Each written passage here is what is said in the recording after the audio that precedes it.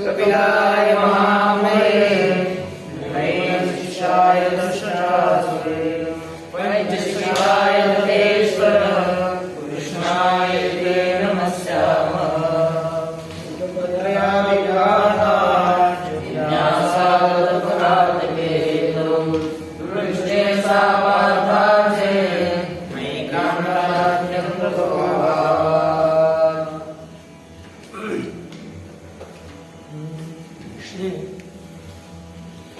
ईश्वर कृष्ण प्रणीत सांख्य कारिका के ऊपर श्री वाचस्पति मिश्र रचित तत्व कौमुदी नामक टीका है। उसके सहित इन कारिकाओं का विचार करते हुए 22 श्लोक से आगे सर्ग का विचार आया। सर्ग के विचार में महत् तत्व का सर्ग, पश्चात अहंकार का सर्ग। वह अहंकार दो गण रूप से प्रवृत्त होता है, एकादश इंद्रिय रूपी गण और दूसरा पंच तन्मात्रा रूपी गण। उन्हीं एकादश इंद्रियों का प्रतिपादन किया। श्रोत्र, त्वक, चक्षु, रसना, घ्राण इत्यादि ये ज्ञानेन्द्रिय बुद्धिन्द्रियां हैं और वाक्, पाणिपाद, पायु, बस्त यह कर्मेंद्रिया है। इनमें एक साधारण रूप से विद्यमान रहने वाला उभयात्मक मन बताया। इस तरह से एकादश इंद्रियों का निरूपण किया गया। तद एवं एकादशी इंद्रियाणि स्वरूपतः उक्त्वा दशानाम अपि असाधारणीर वृत्तिः आह। तद एवं अर्थात इस प्रकार एकादशेन्द्रियाणि स्वरूपतः उक्त्वा एकादश इंद्रियों को स्वरूपतः बता करके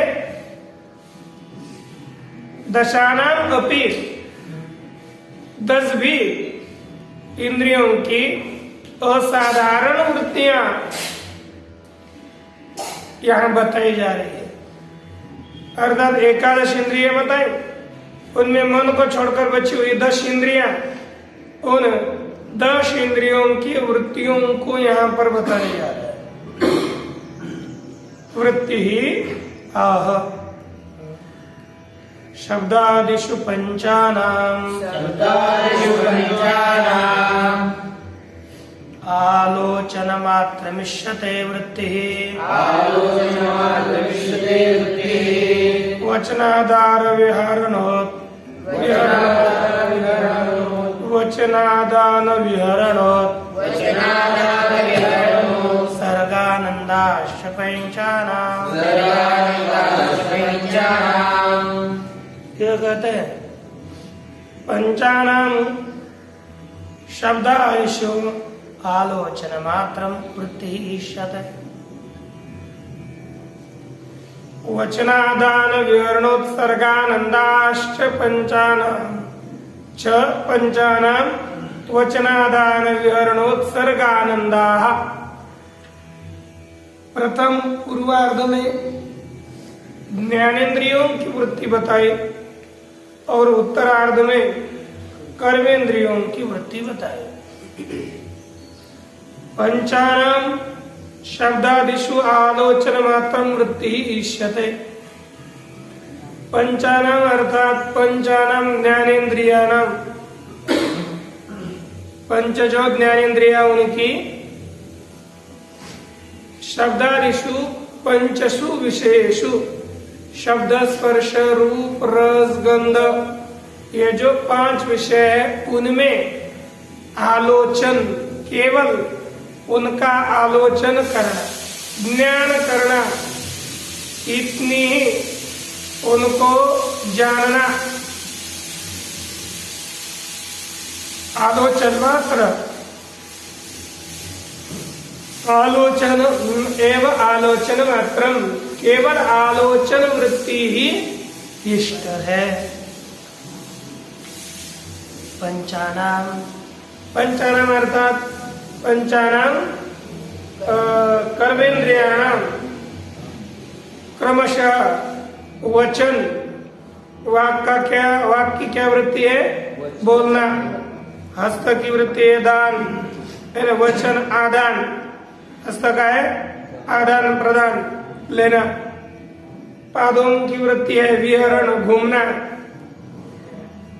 गुदा की वृत्ति बताई गई उत्सर्ग, त्याग करना, मलादि त्याग।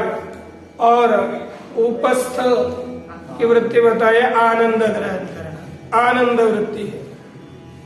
ये 5 ज्ञानेन्द्रिय और 5 कर्मेंद्रियों की वृत्तियों का निरूपण किया।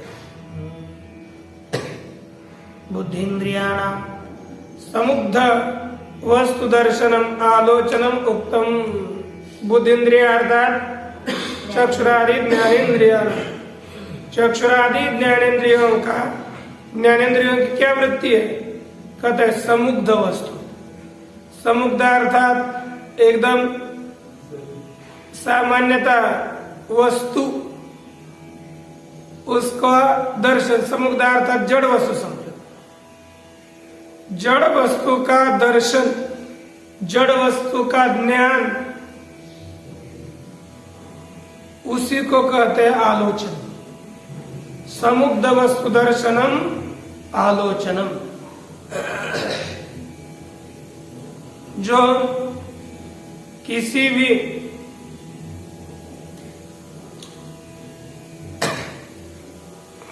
अर्थात जो समुग्ध जड़ादि वस्तु है उनको जानना ही आलोचन बताया गया है।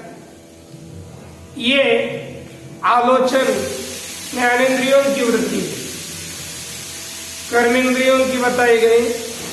वचनादान विवरणोत्सर्गानंदाश्च पंचानाम कर्मेंद्रियाणाम, 5 कर्मेंद्रियों के बोलना, लेना, चलना फिरना, ताकना और आनंद ग्रहण करना, यही कर्मेंद्रियों की वृत्ति है। कंठ तालवादे स्थानम इंद्रियम वाक। तो पहली इंद्रिय है वाणी, वो कार्य है कंठ तालु इत्यादि स्थान वाला इंद्रिय वाग इंद्रिय है। तस्या वृत्तिर व्यापारो वचनम। उस वागेंद्रिय का व्यापार ही वचन है। ज्ञानेन्द्रियाणाम वृत्तया स्पष्टा, और ज्ञानेन्द्रियों की वृत्तियां स्पष्ट है, वह छिपी नहीं है। ज्ञानेन्द्रियों की वृत्तियों को हम सब लोग जानते हैं। अब हम इसके पश्चात अंतःकरण त्रयस्य वृत्तिम आह। अंतःकरण त्रय हम अपने शास्त्रों में अंतःकरण चतुष्टय बोलते हैं, लेकिन यहाँ पर अंतःकरण त्रय माना हुआ है। जैसे बुद्धि, अहंकार और मन, चित्त नहीं है। हाँ? है क्या यहाँ पर? नहीं बताया। यहाँ पर आगे क्या बोलते रहते हैं? स्वालक्षण्यं वृत्तिस् त्रयस्य सैषा भवत्य सामान्या। सामान्यकरणवृत्तिः प्राणाद्या वायवः पञ्च। लिखा त्रयस्य स्वालक्षण्यं वृत्तिः। त्रयस्य अर्थात अंतःकरण त्रयस्य स्वालक्षण्यम सा एषा सामान्या वृत्तिर्भवति। कहते अंतःकरण त्रय की जो स्वालक्षण्य वृत्ति है, सा एषा असामान्या भवति, वह यह असामान्य वृत्ति है। ऐसी है सामान्य अर्थात सब जगह पर समान रीति से होने वाली सामान्य वृत्ति होती है और दूसरी असामान्य वृत्ति होती है। असामान्य अर्थात विशेष वृत्ति, सामान्य अर्थात सामान्य वृत्ति और असामान्य अर्थात विशेष वृत्ति।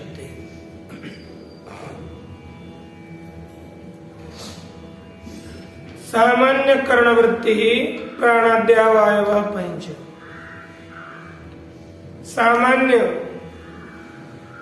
इंद्रिय वृत्ति वाले प्राण, सामान्य कर्णवृत्ति, सामान्य जो इंद्रिय वृत्ति है वह प्राण इत्यादि 5 है। कितने हैं? प्राण इत्यादि 5। ये सब सामान्य कर्णवृत्ति वाला है। इसका निरूपण आगे टीका में देखिए।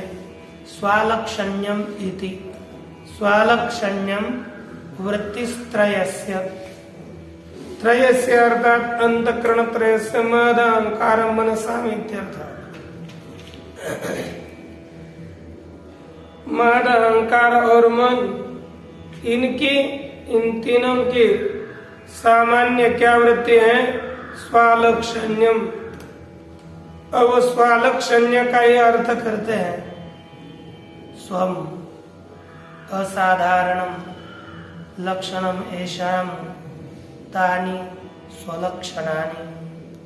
स्वम अर्थात असाधारण, असाधारण लक्षण है जिनका, उन्हें कहते हैं असाधारण लक्षण वाले पदार्थ।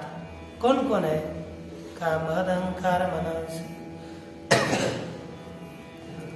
तत्व अहंकार और मन, इनका लक्षण कैसा है? असाधारण। महद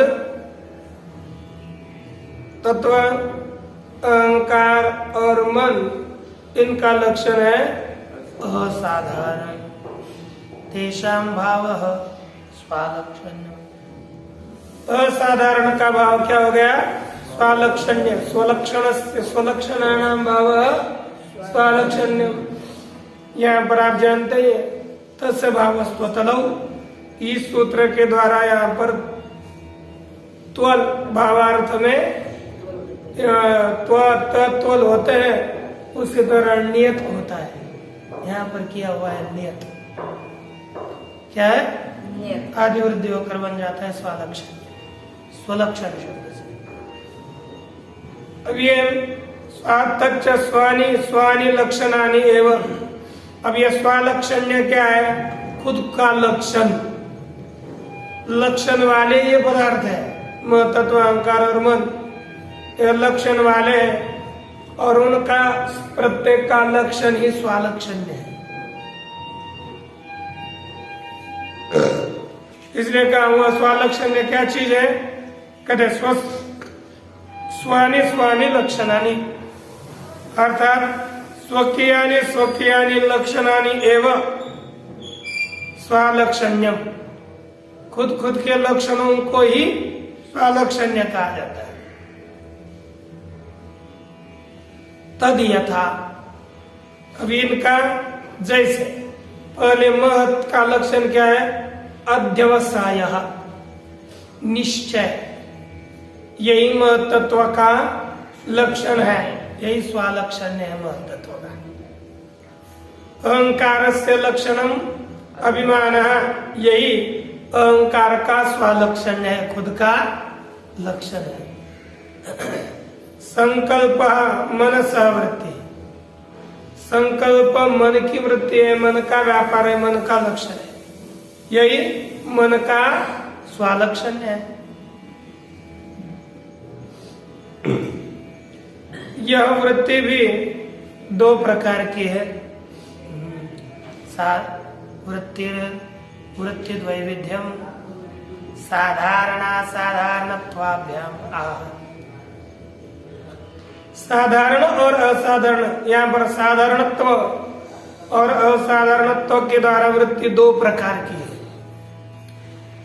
कहते हैं सैषा भवत्य सामान्य, लेकिन साधारण असाधारणाभ्याम ये दो ही विधि है, लेकिन यहाँ पर कौन सी वृत्ति है? कहते हैं असाधारणी। यह कौन सी है? असामान्य वृत्ति है। बुद्धि की अध्यवसाय असामान्य वृत्ति है, ये मन की नहीं होगी और न अहंकार की होगी। अहंकार के अभिमान यह असाधारण वृत्ति है और संकल्प मन की असाधारण वृत्ति है।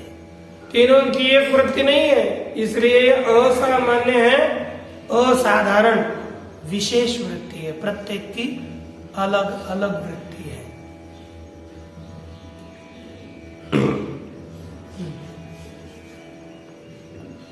पर सामान्य वृत्ति क्या है? तो कहते सामान्य कर्ण वृत्ति है प्राणाद्यावायवः पंच।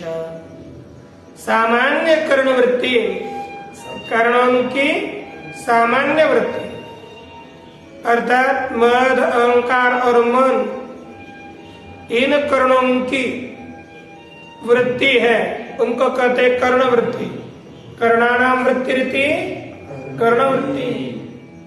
अहंकार मन और मद अहंकार मनसाम वृत्ति इति कर्ण वृत्ति, इनकी वृत्ति कैसी है? सामान्य वृत्ति। सामान्याचा सौ कर्ण वृत्ति रीति सामान्य कर्ण वृत्ति। सामान्य इंद्रियों की वृत्ति अर्थात कर्ण, यहाँ पर मद अहंकार और मन एक ही सामान्य वृत्ति है। प्राणाद्यावायवः पंच, वायु इत्यादि पंच प्राण ही इन तीन इंद्रियों के सामान्य वृत्ति है।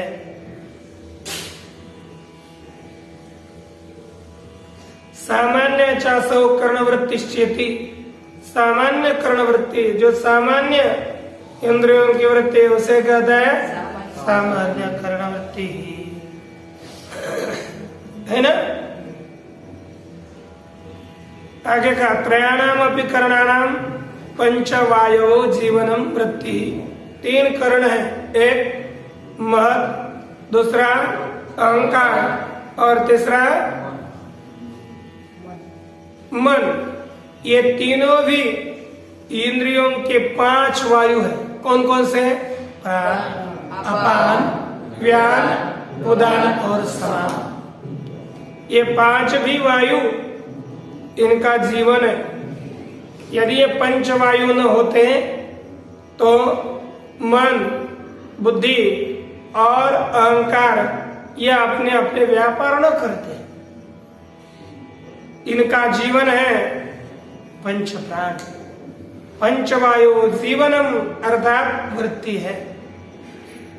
तद्भावे भावात् तद्भावे अभावात् तद्भावात्, है कि नहीं? तद्भावे अर्थात पंच प्राण भावे, पंच प्राण होने पर वो इंद्रियों की वृत्तियां रहती है, वृत्तियों इंद्रियों का जीवन चलता है। और पंच प्राण न हो तो इंद्रियों का जीवन नहीं होता। किसी का प्राण कमजोर हो गया तो श्वासोच्छ्वास नहीं होता। किसका उदान कम हो गया तो उसको कोई पदार्थ उठाने का सामर्थ्य, उठने का सामर्थ्य नहीं रहता, है ना। जिसका प्राण ताकतवान है वो किसी को भी रोक सकता है।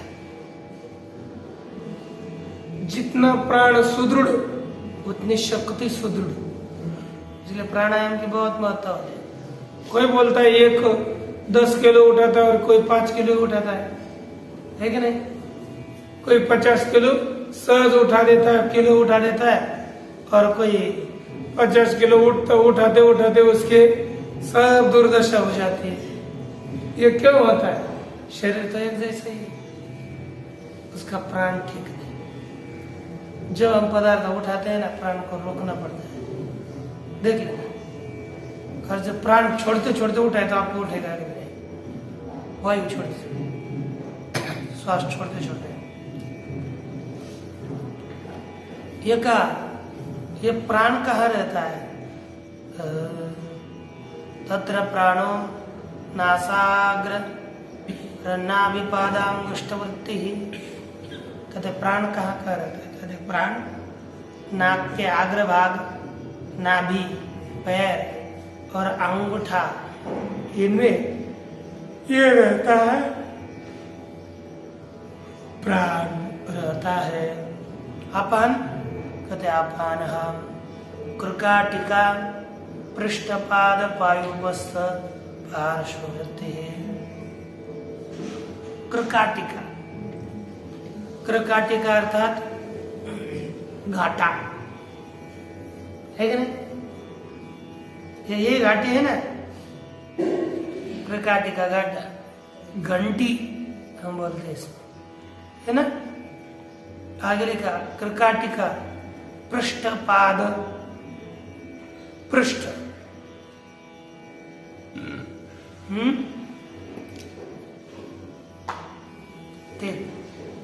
यहाँ पर पृष्ठपादयो, पृष्ठ, पैर के पृष्ठ में, पुनः पायु, उपस्थ और ये पार्श्व होते दोनों भाग, यहाँ पर आपान रहते। समान वायु का रहता है? हृदय रुन्नाभि सर्व संधि वृत्ति, हृदय, नाभि अथवा जितनी भी संधियां है उन संधियों में समान वायु रहती है। उदान हृदकंठ तालु मूर्ध भ्रूमध्य वृत्ति। उदान रहता है हृदय, कंठ, तालु, मूर्धा, भ्रूमध्य वृत्ति ही। तो भवय को बीच में कौन सा वायु रहता है? उदान वायु रहती है। व्यानस्तु वृत्ति ही इति पंचवायवः।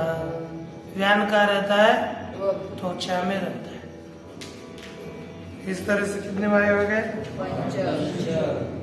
पंच वायु है।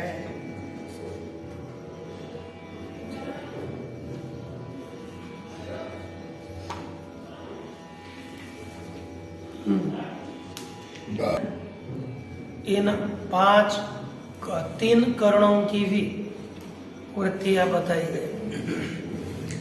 अब चतुर्विध करणस्य असाधारणेषु वृत्तिषु क्रमाक्रमो सप्रकारो आह। इस प्रकार जो 4 इंद्रियां हैं, चतुर्विध 4 प्रकार के करण, उन करणों की असाधारण वृत्तियों में क्रम और अक्रम, ये सब प्रकार के सहित क्रम और अक्रम का निरूपण करते हैं। कहा युगपत् चतुष्टयस्य वृत्तिः क्रमश्च तस्य निर्दिष्टा दृष्टे तथाप्यदृष्टे त्रयस्य तत्पूर्विका वृत्तिः।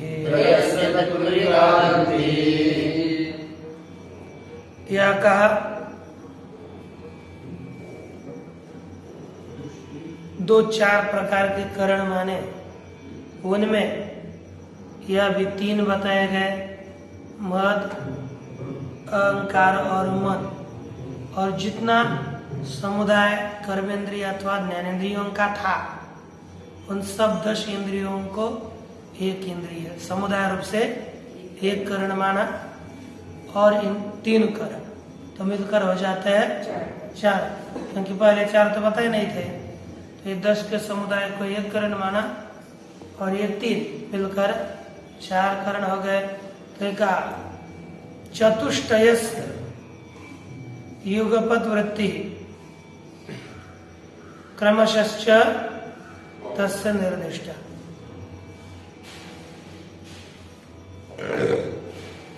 ये कहते हैं चतुष्टय, ये जो 4 है उनकी तो वृत्ति तस्य क्रमशः निर्दिष्टा। उनकी कैसी वृत्ति बताई गई? क्रमशः वृत्ति बताई गई। कैसी वृत्ति बताई? क्रमशः उनकी वृत्ति बताई गई। अर्थात दो प्रकार के होते हैं। चतुष्टय से तस्य युगपत वृत्ति क्रमशः निर्दिष्टा। उन चारों की युगपत वृत्ति और क्रमशः वृत्ति, ये दोनों प्रकार की वृत्ति बताई गई है। अब देखो, दृष्टे तथाप्य दृष्टे त्रयस्य तत्पूर्विका वृत्ति।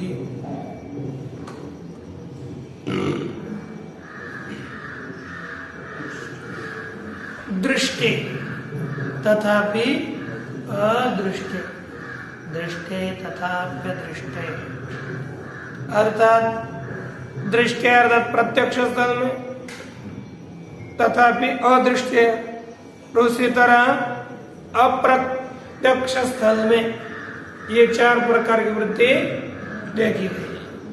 त्रयस्य तत्पूर्विका वृत्ति, त्रयस्य अर्थात तीनों, त्रयस्य अर्थात तत्पूर्विका वृत्ति अर्थात ये प्रथम 10 समुदाय है ना, ये 10 इंद्रिय एक गण, तत्पूर्वक 10 तीनों इंद्रियों की वृत्तियां होती है।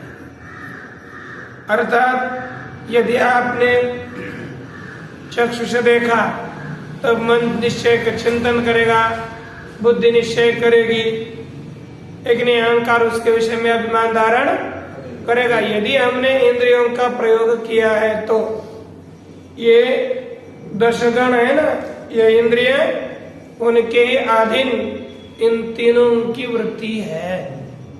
ठीक, देखिए, युगपद इति दृष्टे यदा संतमसांधकारे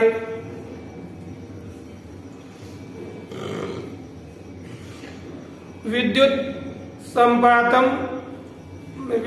संपात मात्रा व्याघ्रम अभिमुखम अति सन्निहितम पश्यति।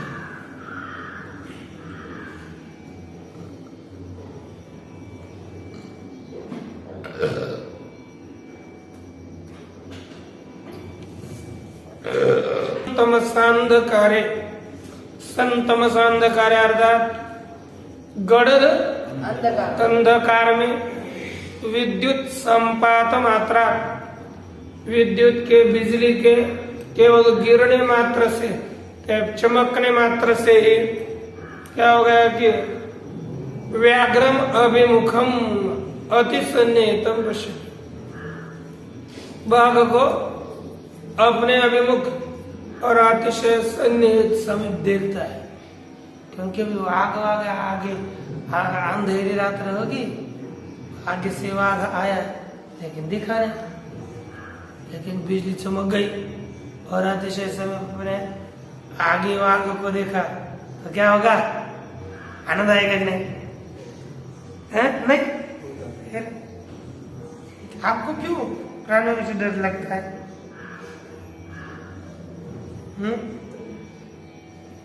श्रीमद् भगवद गीता पढ़ी हमने, किसी मनुष्य को उद्विग्न नहीं होना चाहिए, किसी को योग उद्विग्न नहीं करना चाहिए।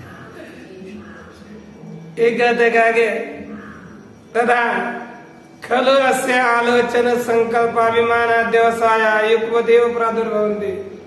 जब ये साक्षात वाक को आगे देखा तो उसका आलोचन, ज्ञान, संकल्प, अभिमान और निश्चय इतने युगपत हो जाते। अरे ये वाह है ना, सब एक काल में हो जाता है। अर्थात कई कई वृत्ति युगपत होती है। और क्योंकि क्यों ये संयुक्त एक ही काल होते? क्योंकि यथा तथा उत्प्लुत्य तत्सानाद एक पदे अपसरति, क्योंकि वहां से तुरंत हट करके दूसरे स्थान पर यह प्राप्त हो जाता है ना। अर्थात एक पदे एक आधे स्थान पर सरकता है, हट जाता है, उससे वो आगे से आ रहा था वह आगे बाजू को हट जाता है। और इसकी क्रमशः अभिवृद्धि देखी गई। कहां पर? क्रमशः से यदा मंदालोके, मंद अंधकार था, वहां पर क्या हो गया? प्रथम तावत वस्तु मात्र किंचित इदम, ऐसा ज्ञान होता है ना। केवल सामान्य वस्तु का ज्ञान होता है कब? मंदांधकार। उसके पश्चात आलोचयति, समुग्धम आलोचयति, जो अतिशय मुग्ध पदार्थ है उसका आलोचन करता है। अतः प्रणीत मना, इसलिए यह प्रणीत मन वाला कर्णांताकृष्ट सशरीर शिंजी मंडलीकृत कोदंड,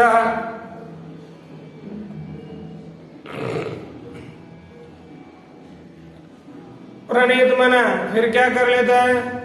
एकाग्र मन होकर के कर्णांताकृष्ट, कान तक खींचा गया, जो सशर सिंजित मंडलीकृत कोदंड, सशर अर्थात बाण के सहित, सिंजित मंडलीकृत, उस बाण को अतिशय गोल बना दिया, खींचे ना तो क्या हो जाता है?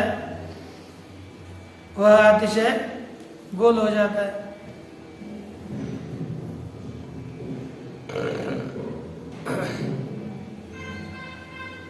सशर सिंजित अर्थात आरोपित बाण,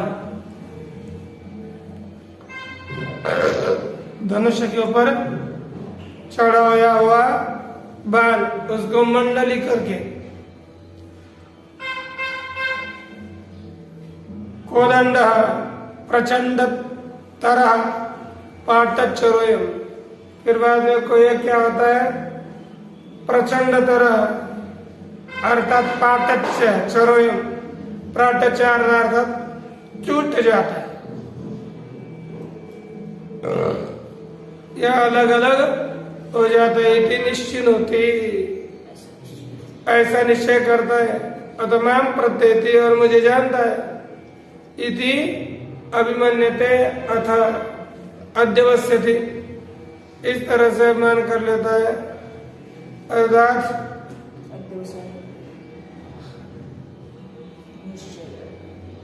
अध्यवस्यति, अभिमन्यते अध्यवस्यति, निश्चिनोति, कैसे?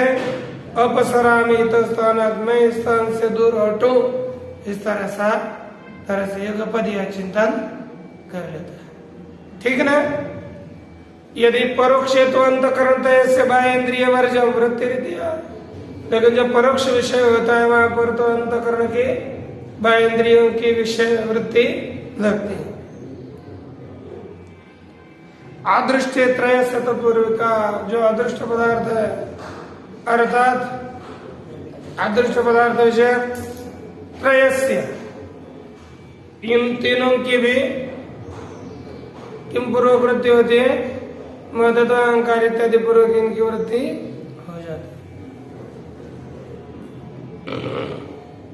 अंतःकरण त्रय से युगपत क्रमेण च वृत्ति दृष्ट पूर्विका, अंतःकरण त्रय की वृत्ति क्रम से अथवा युगपत ये दिखाई गई, अर्थात दृष्ट पूर्वक इसकी पूर्व में वृत्ति देखी गई। अनुमान आगम स्मृतयो ही, अनुमान आगम और स्मृतियां या परोक्ष अर्थ में पदार्थ में दर्शन पूर्वा प्रवर्तन्ते, यह कब प्रवृत्त होते हैं? और ज्ञान फिर ये वृत्तियां प्रवृत्त हो जाती है, न अन्यथा प्रवृत्त नहीं होती। यथा दृष्टि तथा अदृष्टि की योजना कहते हैं। जिस तरह से यह दृष्ट पदार्थ में होता है ये वृत्तियां क्रमशः और युगवत होती है, उसी तरह अदृष्ट पदार्थ में वृत्तियां क्रमशः और युगवत हो जाती है। और